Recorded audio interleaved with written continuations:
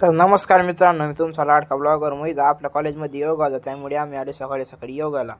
नंतर इथं कॉलेज जवळ आलो आणि इथं वरती आलो, इथं योगा चालू होता. नंतर योगा वगैरे झाला आणि मी निघालो क्लासला जायला. नंतर इथं क्लासजवळ पोचलो मी. हे बघून इथं क्लासजवळ आलो, तेवढे आपली क्लास सुरूच झाली होती. तर क्लास वगैरे केले, निघालो मी रूमवर जायला. रूमवर आलो, कपडे वगैरे बदलले आणि आलो मेसमध्ये. इथून लाईनमध्ये उभा, नंतर मध्ये येऊन बसलो. नंतर आम्ही निघालो कॉलेज जायला. कॉलेजमध्ये आलो, वर्गामध्ये येऊन बसलो. नंतर मॅडमने शिकवणे वगैरे चालू केलं.